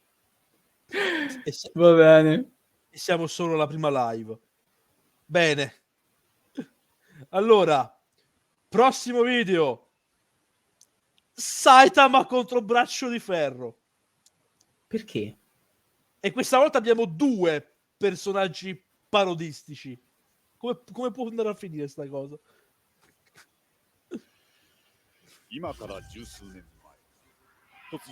Sì, ok. Non sono affatto sicuro che questa sia una buona idea. Cioè, no, anche volendo non riesco. Cioè, non riesco a vedere come Braccio di Ferro possa vincere. Cioè, io, ripeto, ho fatto la mia tesi di laurea era sui Fleischer Studios. Quindi Popeye per me è importantissimo. Ma come fai a vincere contro Saitama? Sailor Man. East versus West. Old versus new. Healthy eating versus basic exercise. These two warriors may seem ridiculous, but their unassuming exteriors belie impossible strength. He's Wiz and I'm Boomstick. Vince Saitama sicuro, sì, dai. Analyze their weapons, armor, and skills. Probabile. To find out who would win a death battle. Life is pain, brutal and short. The challenges we face during our brief sojourn on this tiny blue marble are what make us human. They light a fire in our soul. They make it all worth something. Without them, we are lost. Yeah, it's a little early in the day for an existential crisis, but I came prepared. For the Canon. pale salaryman, all it took to get that fiery passion back was to save this butt-chin child from a crab monster in underwear. That was a sentence. This man Because was comics. going to be a Beh. superhero. And so he trained, pushing his body beyond its limits and shattering the boundaries of humanity. So hard, his freaking hair fell out. Saitama's strength grew exponentially day by day, with the goal of becoming the greatest hero who ever lived. And much to his horror, that's exactly what he got. All it took was one punch.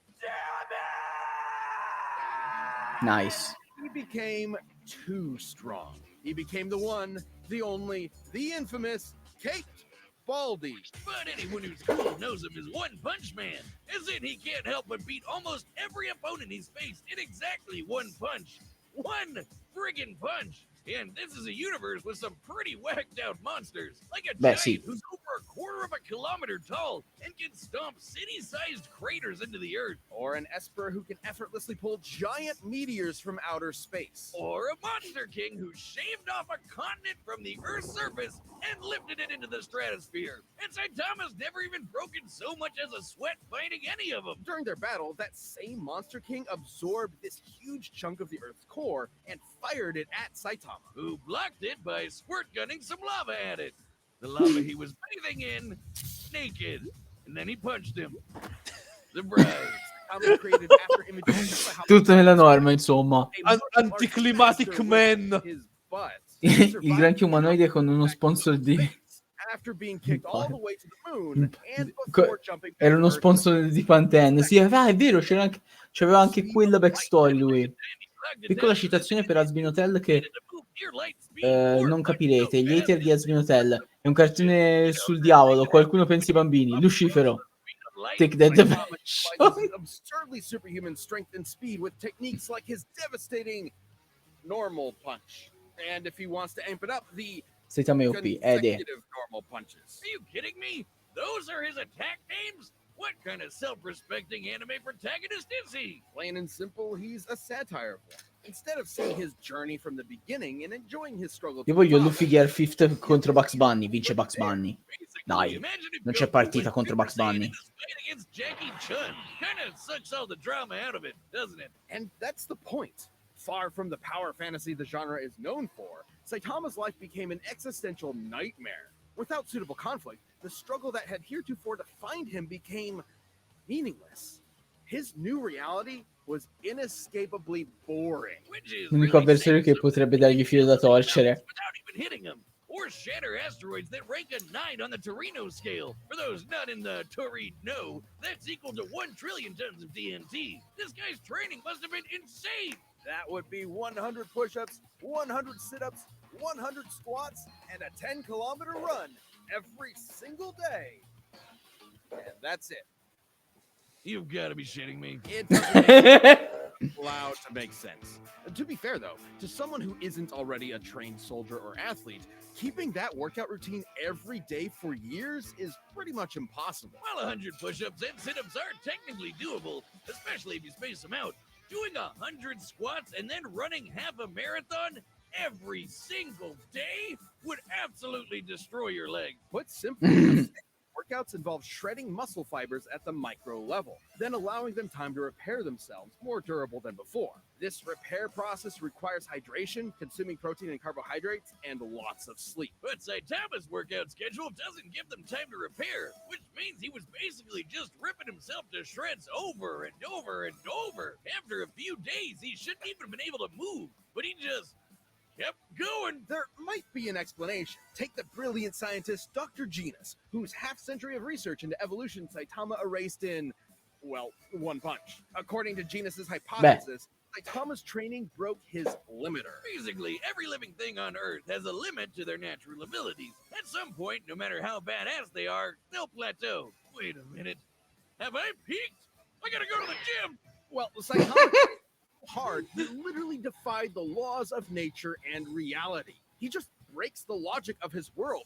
Per la terza stagione fate tornare One Punch Man a Madhouse ora che è tornata. And while he stated that his strength did eventually stop growing, it's pretty clear he's never gotten close to showing it off in full. Such as when he fought the godlike alien conqueror Lord Boros, and finally broke out his serious punch. A blow where he punches a little harder than normal. And reflected Boros' collapsing star-roaring cannon. Now, you see, that's an attack name. An energy blast that was going to blow up the friggin' planet. That's over 50 zenitons of TNT. Like a quadrillion of the world's strongest nukes going off at once. Despite his obvious and overwhelming power, Saitama's accomplishments were never officially recognized. As if no one in their right minds could believe a psych ward Charlie Brown could save the world. He doesn't seem fine. Almost as if being removed from anything resembling conflict gave him a perspective on how tropey and contrived his world is. Only Saitama's the only one in on the joke, because who cares about how far up their own ass a supervillain is when you can just chill at home with your buds and play video games? Maybe that was the real lesson all along. Not to value our lives based on our accomplishments, but on the time we spend living and enjoying life's simple pleasures. I'll leave that to Saitama, and I can't think of anything more pleasurable than punching so hard my name becomes a byword for literally unbeatable. The dude is the undisputed king of broken anime characters, because until Saitama finds his equal, he's gonna end all his fights in one punch! Ok, ora sono curioso. Dammi, come? dammi le abilità di Braccio di Ferro. Sailor, man! Man, he sounds like he smokes a pack of Marlboro Factories every day. And if you ever wanted to know what angry cat sex sounds like, he can sing. I'm Popeye the Sailor Man. How exactly do you know? Never mind. Popeye's origins are humble. Born to the cruelly named Poop Deck Pappy, Popeye was, immediately upon birth, horrifically ugly. So ugly, his father fled in embarrassment of his spawn and never returned. So Popeye grew up with a chip on his shoulder and a pop in his eye, especially after discovering his higher calling, beating the snot out of people.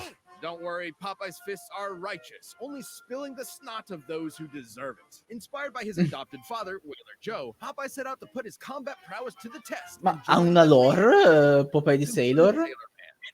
Ha una lore! Sweet science Incredibile! and do battle against World War II era racial stereotypes. I'm being non-specific, not just for sensitivity, but because there are so many examples. Originating in the era of rubber hose animation, Popeye's body is essentially made of, well, rubber, able to stretch, twist, squish, and squash any way he likes. Or rev up his arm for a punch that'll knock you around the planet. Popeye's punches are fascinating, since they can disincorporate their targets into composite elements, like turning anchors into fishhooks, an alligator into handbags, and several Native Americans. You know, I don't even want to know. Sì, erano altri tempi. He can shoot fire from his corncob pipe, pull a canyon closed, punch bolts of lightning out of the air, and even give the sun a black eye. Judging by the distance the sun is from the Earth, as well as the time it took for the high striker puck to reach it, the puck must have been moving at 500 Ma veramente, times perché uno dovrebbe fare questo calcolo? Popeye must have swung his fist just as fast. Qualcuno deve Hell, he's farlo. even shadowbot so fast he somehow occupied 2 places at once and hit himself. So, was he just born this way? Is being ugly the secret to pulling insane bullshit superpowers out of your ass? Because if so, you might want to get on that, buddy. No. The secret to Popeye's immense physical strength is simply the virtue of nutrition. I knew you'd find a way to make it lame. Specifically, Popeye has spent his life consuming a miracle herb that has turned him from a mere sailor into a veritable god. Spinach. Propaganda straight from the bean counters at Big Vegetable. You'll never get me to eat my grains, damn you! It's only animal flesh and grain alcohol for me! Originating in Persia, Spinacia oleracea is a leafy green nutrient and antioxidant-rich vegetable that can help prevent cancer and reduce... Quanto avrei voluto vedere la versione di Tartakovsky di Popeye. Stiamo ancora pregando che qualcuno recuperi quel film. Sì. Calories, When used in Popeye's world, its effects are multiplied. Not only does it immediately increase Popeye's already impressive strength and speed even further, it makes him virtually impervious to harm. It lets him fly, turn invisible, shapeshift his body into literally anything, and even survive the universe getting turned off. That's right, this big whatever the hell that thing is apparently God, and he turned off reality in order to kill Popeye and his friends. Because why not? Except guess what? Popeye was fine. Why? Because he eats his spinach. I wonder what its nutritional content is like. Well, let's find out with Matt. Meraviglioso. Beanstalk so tall it reached into outer space, all the way to a nearby solar system, and shattered this stylized yellow star. By measuring the volume of this spinach stalk and including the caloric density of regular spinach, we can calculate one single can of Popeye spinach contains over 46 undecillion calories.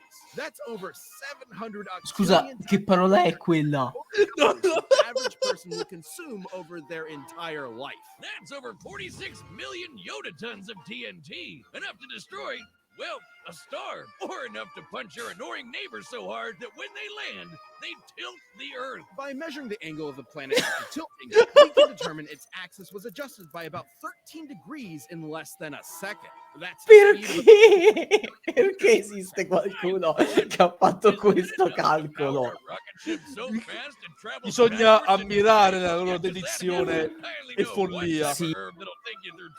Whatever kind of spinach it is, it sure ain't normal. Not true. Netflix, ti Popeye prego, doesn't riesci? consume some special magical spinach. Se riuscite a salvare il Pinocchio del Toro, puoi salvare anche questo. No, ci stiamo sperando tutti. Real world watching his cartoon. He can summon cans to his side by whistling for them, praying to gods, painting them into reality, or just waving his hand.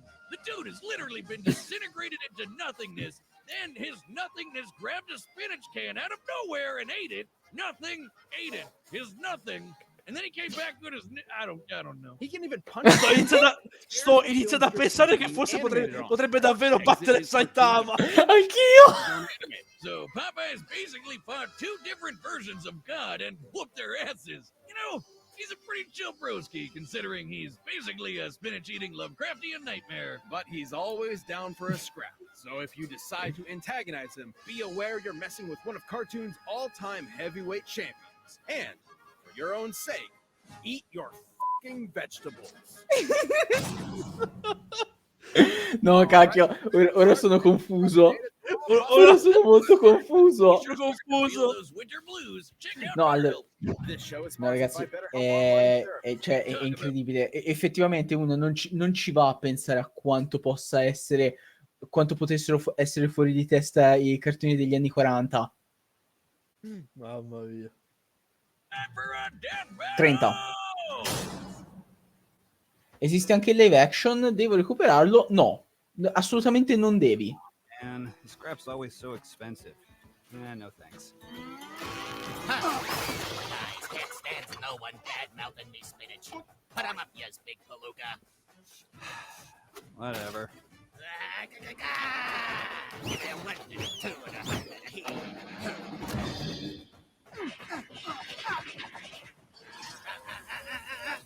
Finora canon.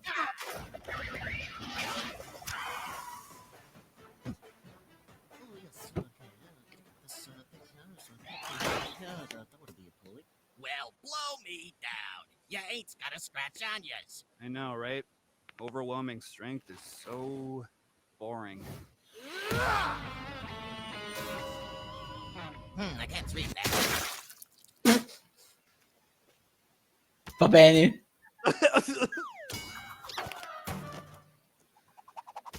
This was weird. Huh?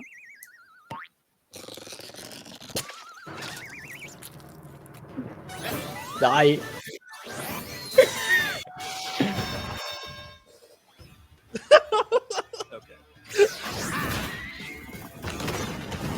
A little bit more interesting now.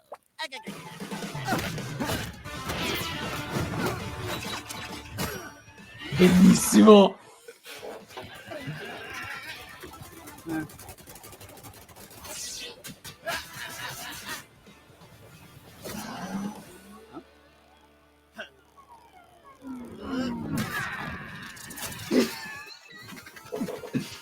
cambiato. Ce l'ha colpito così forte che ha cambiato animazione. È ancora più strano di quella volta in cui Superman ha tirato un pugno attraverso il multiverse. Cosa? You sure is one crazy gazookas. I'm just a guy who's a hero for fun. Who the hell are you? Yep, I am what I am, and that's all what I am. E questa battuta credo l'abbia detta davvero. Sì. How am I gonna get back home? Excuse me. Sì. In effetti quasi una lotta alla pari non l'avrei mai detto. Sì. È effettivamente una lotta alla pari.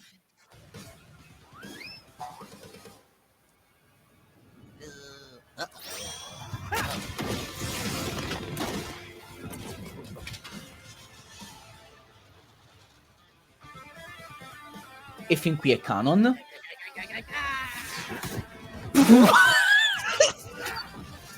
Ma che cos'è?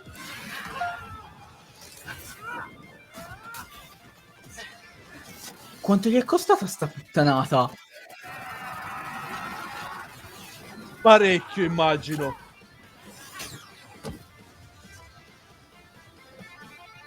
Ma che Chad!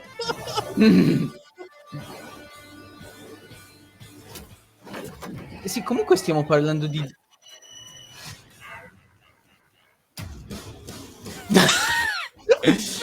Stiamo parlando di due personaggi indistruttibili. How did you get so strong? I eat me spinach.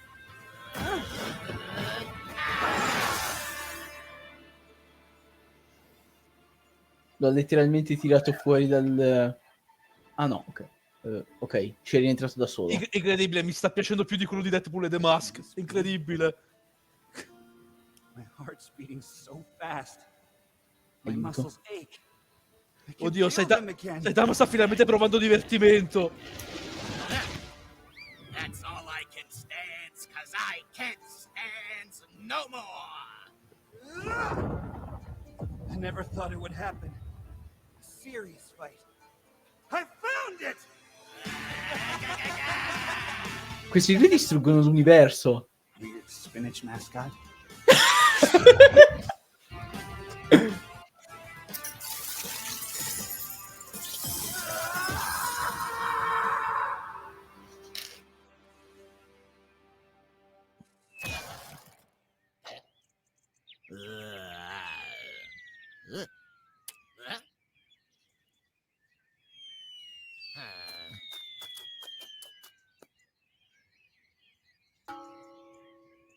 He took a big gamble, but now he is scrambled. I'm Popeye the Sailor Man.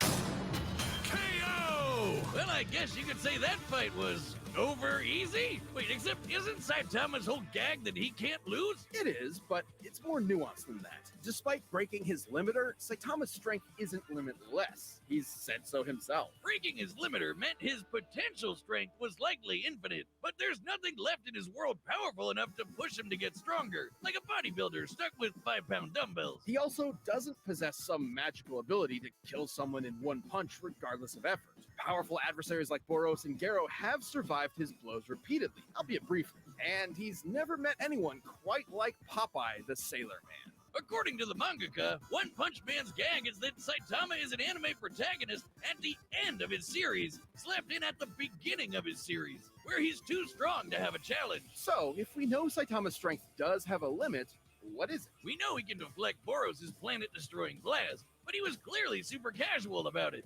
He may have called it his serious punch, but that's the joke. He's only now getting kind of serious. In order to get as generous a number as possible, let's assume Saitama was exerting the least amount of effort he could to throw that punch. Since he's still technically a human, we can assume the ratio between the least amount of effort possible and the most is relatively consistent with other humans. Let's just say he burned the equivalent of only 1 calorie relative to the strongest punch ever recorded, which was over 1,000 joules. For reference, the average person burns about 1 calorie a minute doing absolutely nothing. So this is assuming Saitama La is stessa fine di literally Dio Brando, as casual as esatto. physically possible. That'd make his strongest punch about 200 times greater than his weakest.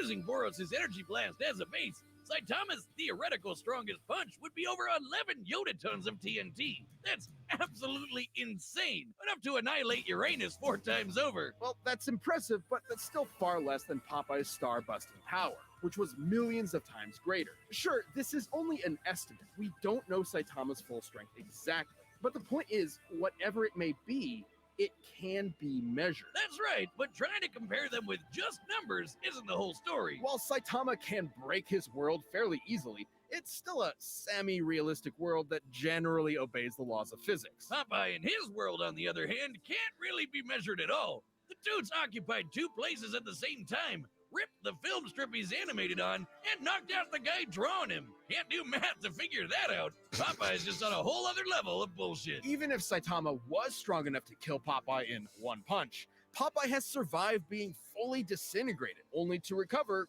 good as new. Hell, God turned off all of reality and Popeye just ignored it.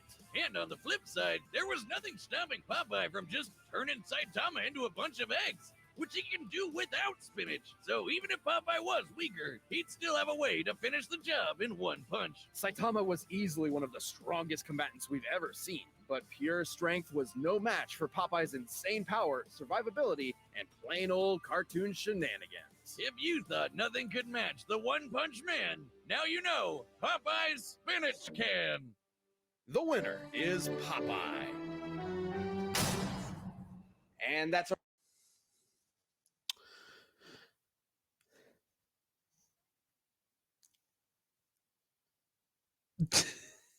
Io non so cosa dire. Ah, cazzo, Riccardo, non ti sento più.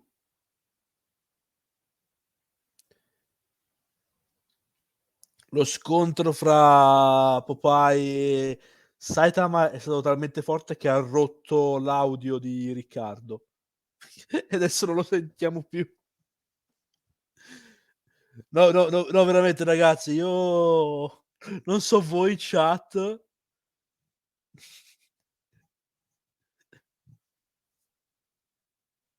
Tutto questo è stato bellissimo.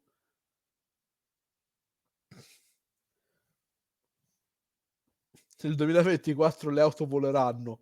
2024.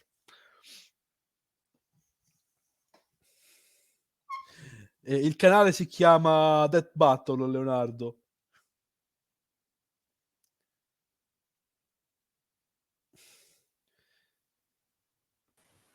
Eccomi ora ti sento. Perfetto. Nel 2004 le auto voleranno, 2024. Bello, bello. Dai, finiamoci sta cosa. Finiamoci sta tornata che, cioè, dopo questa penso non ci sia niente. Incredibile, ma no. Le robe che abbiamo visto stasera, ragazzi, io non lo so. Non ho parole per descriverle. Come si chiama il canale? Il canale si chiama Death Battle, se non sbaglio. Death Battle, sì. Cioè, ci rendiamo conto che finora Omni-Man contro Patriota è stata la cosa più normale che abbiamo visto. Sì. Battle? Galactus contro Unicron. Purtroppo qui non ho i... Che cazzo? Ah, ok. Purtroppo qui non ho le possibilità per dare un... Cioè, non ho proprio i mezzi per dare una previsione.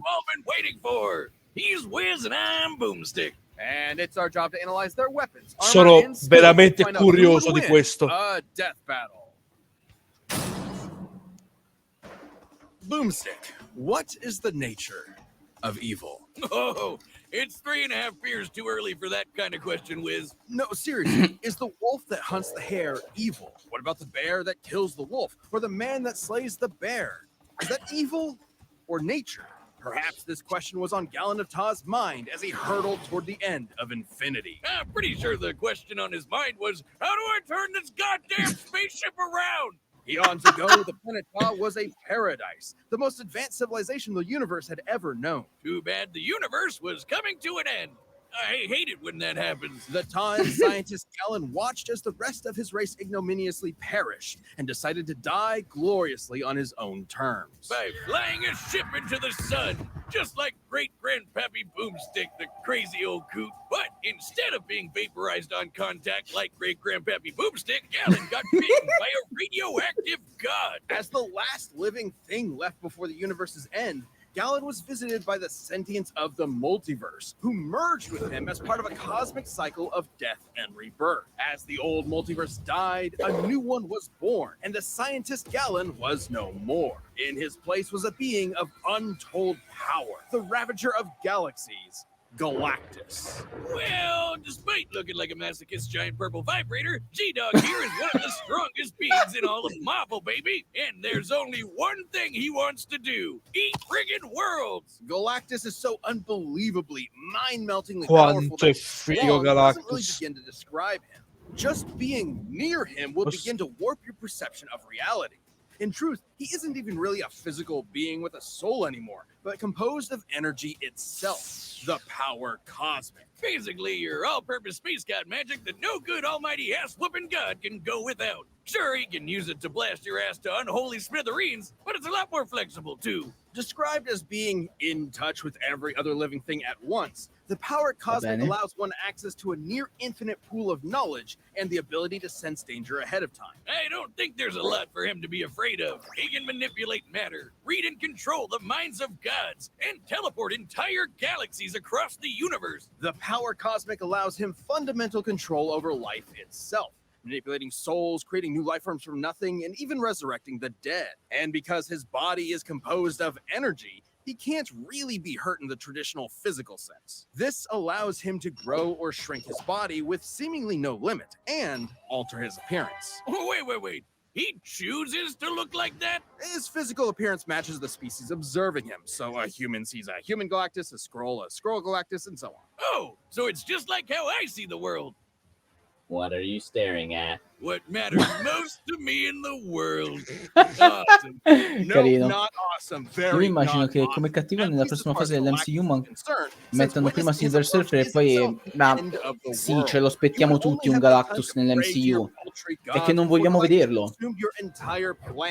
Absorbing its energy into Avendo paura di come potrebbero gestirlo, sì. Man, I guess his costume is appropriate because he sounds like a total dick. Like, come on, man. You watched your whole planet die. Now you're gonna go around the universe doing the same thing? It's not entirely his fault. Galactus's power is so immense that the only thing that can sustain him is the consumption of entire worlds. Without this constant Tra lui feeding, e he Ego. would perish. Just as humans Doc, would te without che consuming sai plants or other animals. come funziona? Tra Galactus e Ego, quando hanno fatto a botte, com'è andata? Galactus è molto più forte di Ego. Ok.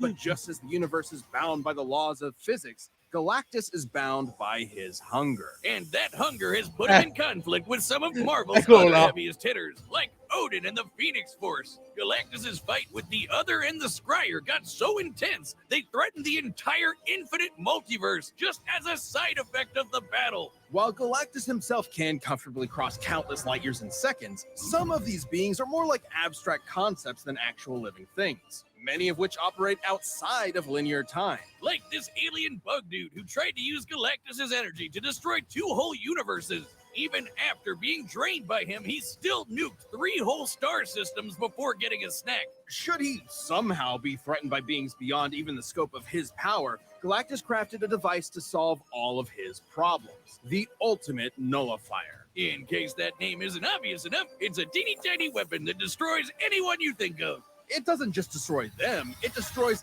everything. The entire multiverse is eradicated, then recreated without the target. An extremely roundabout way of winning, but it works.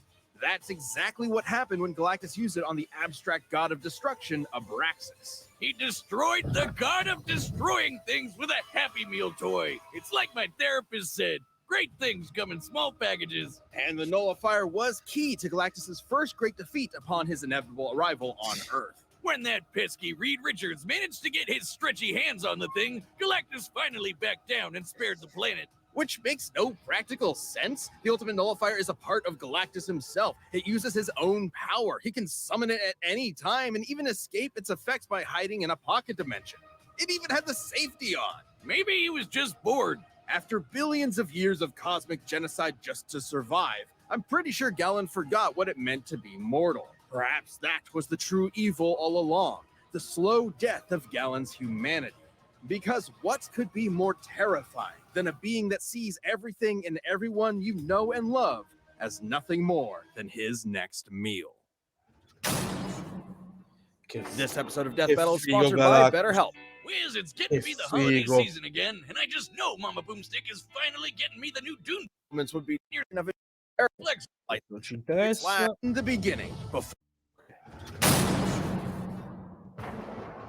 the beginning, before heaven and earth, before light and dark, there was Unicron, created by the formless, primordial being known as the One to explore the fledgling multiverse. Unicron instead decided to consume everything. Dude, come on! Bad Unicron! Bad God! Bad!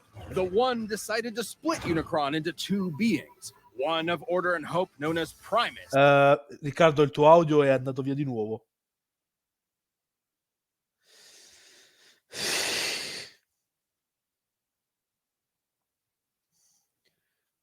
Ok, mettiamo.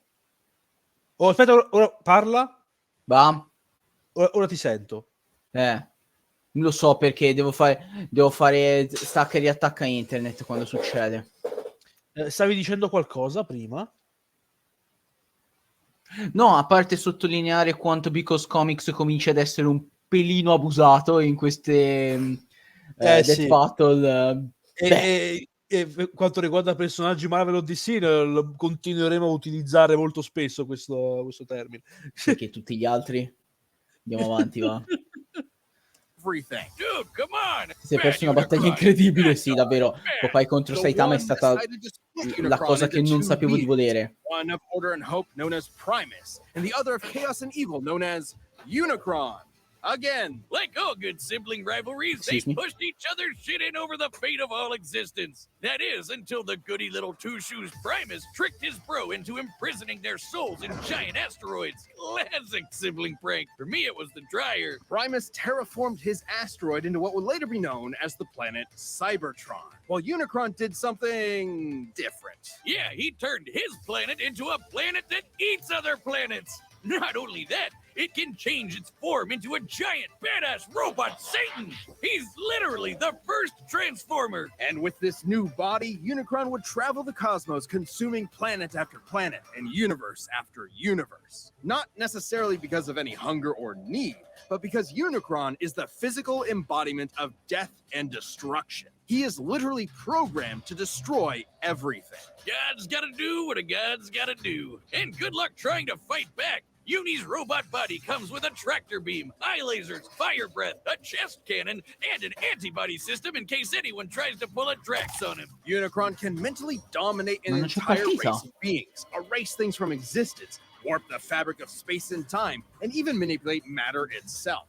So even if his big robot body is damaged or destroyed, he can repair it lickety-split, or even send his spark out to find a new host. Essentially the Transformers version of a soul, Unicron's spark is immensely powerful and produces its own energy source, Dark Energon. Unicron is so evil that he can literally turn his bad dude energy into weapons of mass destruction, like unholy blades or planet-busting lasers. This Dark Energon will corrupt any that consumes it, turning them into a puppet of Unicron himself. It's also obviously the opposite of regular Energon, which is created by Primus and what fuels the Transformer race. So Unicron basically runs on the opposite of life. If he's death as a big robot, can he even be killed? Not by any conventional means. Even the destruction of his spark isn't guaranteed to end him. He will continue to exist as a necessary force that drives the cosmos. Anytime he's destroyed, he will appear again in a new universe. In fact, almost every Unicron you've seen in movies, TV, and comics are the same Unicron. Sì, vabbè, questa è una scusa abbastanza comoda. You can't reason with a hurricane that hates you. all you can do is see it and get the hell out of the way. But this hurricane is never gonna stop until you and everyone you know is DED dead. His mere presence drove an entire planet insane. I was trying to be poetic before, but this is what evil is. Incomprehensible, undeniable, inescapable. You can't even wait him out. He is unbound by the Sì, ho capito, concept ma non of c'è linear partita. time. The Chaos Bringer is so powerful, his mere presence wrecks the space-time continuum and can erase galaxies from existence just by strolling by. To be clear, it isn't the force he's generating by moving that destroys things. It's his existence. His mere being is so overwhelmingly evil that the fabric of space-time cannot fathom Unicron's presence. Holy dude! No wonder he was able to devour nearly a quarter of the entire multiverse, one universe at a time. Estimates for the size of the Transformers multiverse vary, from over 15 quadrillion universes to an infinite number of universes, branching timelines, and planes of existence. And who better to portray a being who brings death to the universe than the man who gave birth to modern cinema? A final role fitting for an artist so much larger than life. Ah, Or sì. deeply ironic that it's a feature-length toy commercial. The Transformers movie has always been celebrated for its excellence. Cioè, è vero che l'ha doppiato Orson Welles questo. Unbelievable power. Sì. The Chaos Bringer's almighty rampage through reality has been halted a number of times, usually due to the matrix of leadership, the essence of Primus himself, and the embodiment of all hope and light in the universe. Are you telling me that Robo-Satan was defeated by the power of friendship? Forget me! I'm gonna need some of that shit going straight into the vein. As the abstract idea of evil actualized, any notion of goodness is directly antithetical to his being. As incomprehensible to Unicron as he is to us. But despite the best efforts of heroic Transformers like Optimus Prime, Unicron has always returned from the smoldering ashes of defeat and risen to threaten reality again. It's his very nature. Such as the time a united armada of Autobots, Decepticons, and an entire people created from his cells, the Minicons, tried to destroy him once and for all. They actually succeeded in killing him until Galvatron's hatred for Optimus brought Unicron back to life. Because challenging Unicron means challenging evil itself, destroying destruction itself. An impossible paradox. You can't kill Unicron because killing is literally what Unicron is. So, what does that mean for us? Every petty act of violence, every war, every cruelty, every death battle gives Unicron life. The life he'll use to kill us all. We are culpable in our own annihilation. Unicron's not just some comic book villain. He's all there is and all there will be. He was there at the beginning, and he'll be there at the end. He's a law of physics. He's as inevitable as your dying breath. Jesus, now you got me scared. Madonna. This episode of Death Ho Battle is scoperto che sponsored by esiste Gazzo Death vs Battle. Dimitri. That's called synergy, right, Wiz? Ok. By popular demand, Death Battle the game is finally back and available for pre-order this Madonna. December. Ever wanted to live out your Space win a the last options if you know someone Devo sometimes dire, Ok. sapevo to pre-order your che Unicron era All right, the sbravo, combatants are set. ma We've non run the così data through all tanto. possibilities. It's time stia- for the death battle you've been asking È anche for difficile forever! capire come si possono scontrare questi due. As all things must, your world has come to an end.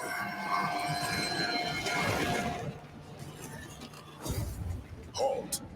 This planet is mine to consume. So saith Galactus, destroyer of worlds. Be gone. Thus decrees Unicron, Chaos Bringer.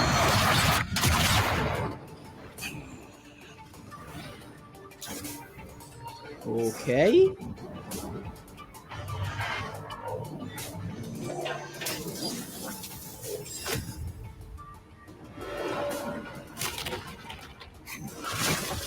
Madness, so quick to bid for Oblivion's embrace. I am Oblivion. Oddio,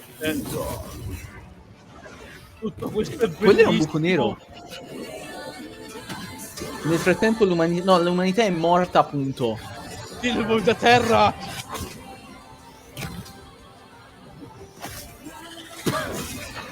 Oddio, è praticamente Gurrella Gun, ma fatto bene.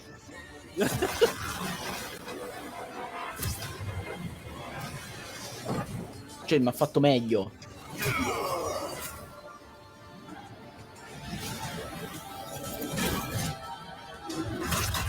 Dove cazzo è Lorenzo quando mi serve? I am the power cosmic incarnate, not so easily felled.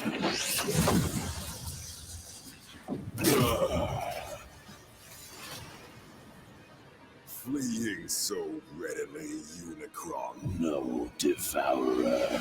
Transforming. Raga, mi sta venendo la pelle d'oca. Cioè... Beg not for mercy, behold blackening sky.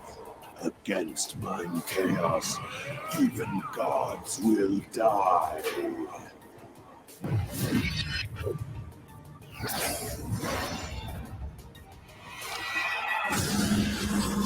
Madonna. Galactus meets your challenge. Here's your call. This world will bring destruction. Vedi, dove cazzo è Lorenzo? Lorenzo, allora, quando vedrai questa live in differita, così voglio una battaglia tra dei. Così deve essere una battaglia tra dei.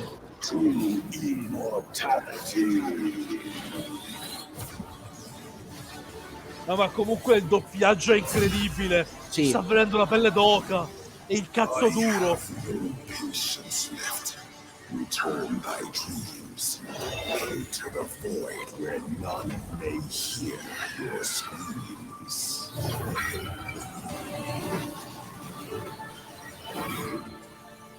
You know not the power which you command. Of course I do. Your death I thus demand. Finally, I have won. I've seen the power, bringer of chaos, yet by my vigor thou hast much need. Witness the last fate that awaits you thus, for almighty Galactus must now feed. We know Galactus and Unicron were beings who could manipulate reality itself and do basically anything. Older than the universe, unbound by time, they had each other matched in a lot of ways. So it ultimately came down to which of them was more powerful. Both could threaten an entire infinite multiverse, but Unicron could only do so over time, devouring them one by one. While Galactus's battle with the Scryer and the other threatened to destroy the entire Marvel multiverse as just a side effect. Not to mention, Galactus tussles with cosmic beings like himself all the time. While Unicron is usually the top dog in Transformers, he's a big fish in a relatively small pond. Relative to Marvel, insomma. at least. That might sound better for Unicron at first, but it means he has way less experience than Galactus in full-on fights against dudes his size. And while Unicron has used Dark Energon to infect and corrupt other beings in the past, Galactus technically doesn't have a soul thanks to his cosmic rebirth from Galen.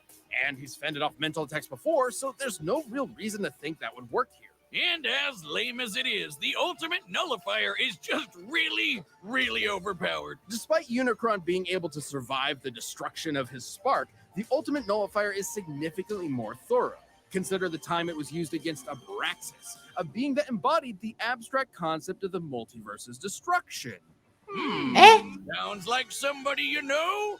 Even against someone like that, the good old Oli Nully had no problem erasing him from reality. And the same would happen to Unicron. While Galactus could always hide in that pocket dimension, just as he escaped the nullifier before. Unicron was an insanely terrifying threat, but Galactus had the power, experience, and arsenal to ultimately annihilate him. Cioè, If you Galactus ha thought vinto perché ha Galactus was letteralmente going down in this cancellato il fight, you concetto are stesso di Unicron. Unicron. The winner is Galactus. Va bene. Season 10's done. Madonna. Sono molto confuso da tutto questo. Ma tipo tanto confuso. Forza ragazzi, diciamolo tutti quanti insieme. Because Comics, decisamente. Non avremo mai una situazione più calzante per dirlo. Però, allora, per quanto sia esagerato tutto questo, se penso ad una battaglia tra dei, è questo che mi aspetto, come messa in scena. Cioè, E poi c'è letteralmente Gods of Egypt. Cioè, vabbè, cioè, letteralmente si lanciavano appresso pianeti e intere galassie come se fossero sassi. Ma effettivamente è così che funziona. Cioè, stiamo parlando di concetti metafisici, devono fare cose assurde, ma proprio fuori scala. Tra tutto questo, il lanciarsi addosso pianeti era la cosa meno strana che potevano fare. La cosa che hanno fatto alla fine del nullificatore, quello intendo. Quello intendo, è quel tipo di non si capisce assolutamente dove stia la serietà e dove stia la follia. Tutto perché hanno iniziato a litigare per la terra e hanno distrutto un secondo dopo. Esatto. Ragazzi, rendiamoci conto che questi due si sono nullificati a vicenda per un po' di tempo, portandosi dietro contestualmente buona parte di multiverso, ma sono letteralmente due che stanno litigando per l'ultima patatina. Per l'ultima fetta di pizza. Per l'ultima fetta di pizza. Effettivamente distruggerei il multiverso per una fetta di pizza.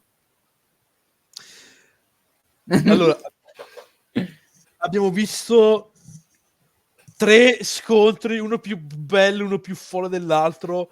Ripeto, tralasciando Omni-Man e Homeland, che è stato finora l'unico video veramente normale, normalissimo. Gli altri 3, cioè, il che è tutto dire, gli altri 3 sono stati veramente un concentrato di follia pura. Cioè, questa rubrica sarà bellissima, ragazzi. Ci rivediamo per tutti i motivi sbagliati. Esattamente. Ci rivediamo lunedì prossimo con altri Death Battle.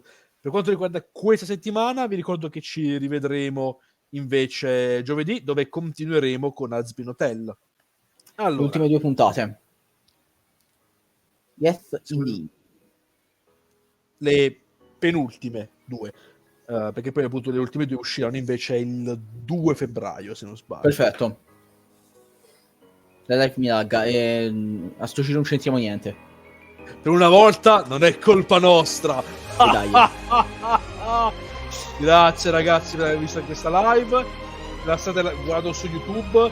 Fateci sapere nei commenti cosa ne avete pensato, quali altri Death Battle sperate di vedere in futuro. Io vi ricordo sempre che se esiste può essere censito, che animato è meglio. Sempre Comunque. E auguro a tutti quanti voi una bella serata.